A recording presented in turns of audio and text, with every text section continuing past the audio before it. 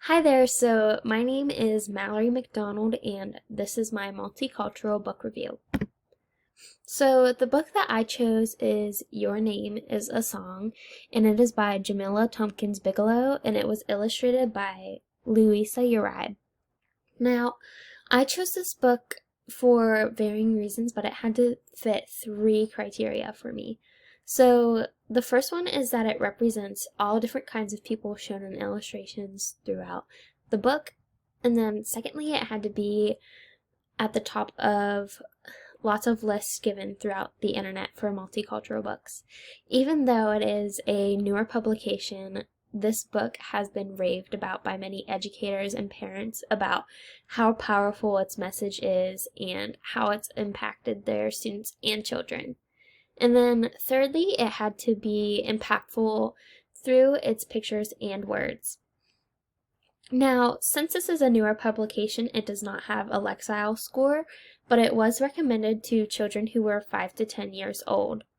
Now, I personally would recommend this to second graders just because of the complexity of the names and terms that are given, and also how the big idea is kind of complex as well to understand for those who are on the younger side of elementary school. Now, for the summary, a mother picks her daughter up from the first day of school. Now, as they leave, the daughter complains and says that she never wants to come back to school. She ends up telling her mom that no one can say her name, not even her teacher. Together, they proceed to walk home, and her mother tells her to let her teacher know that every single name is a song. Now, when the daughter hears this, she's in disbelief and exclaims that names can't be songs and never will be. Over their walk, Mama and the daughter pat their knees and their chests and tap their toes to the different names that are songs. Now, when the daughter goes back to school, she is so excited and she's ready to share her song with everyone. But unfortunately, her name gets stuck in Miss Anderson's mouth again. When this happens, the little girl decides to tell Miss Anderson and her classmate that every single name is a song, and they're in disbelief when they hear this.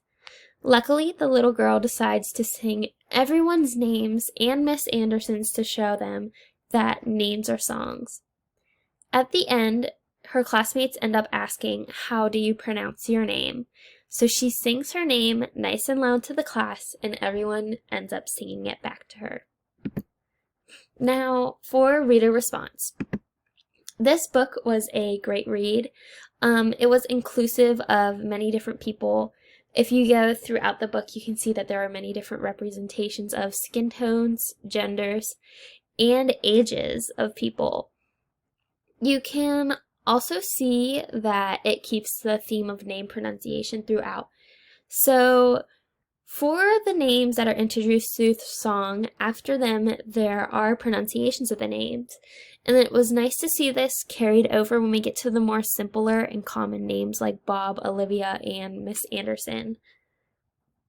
This book is also a great way to show that diversity does not only come from skin color or culture, but through names as well, and that our names are something that makes us our own unique person. As for student connections, today many students can get disheartened because they have more difficult names, and when their teachers can't pronounce them or pronounce them repeatedly wrong over and over again, it can become very frustrating. This shows them that there is a way and that people who care will try to pronounce their name, and that they can even give their teachers ways to pronounce their name. I know it can be really hard. I had a friend who actually had to shorten their name because none of the teachers could pronounce it. So it's nice to see this represented. This also relates to students who have been made fun of for being who they are. This book shows that our names are just another thing that makes us unique, like our own quirks or weirdness or things that make people not like us.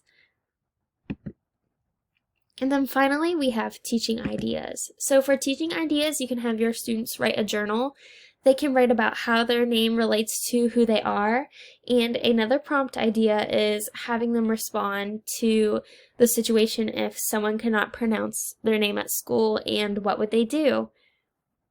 A second activity is clapping out the syllables in classmates' names for phonemic awareness.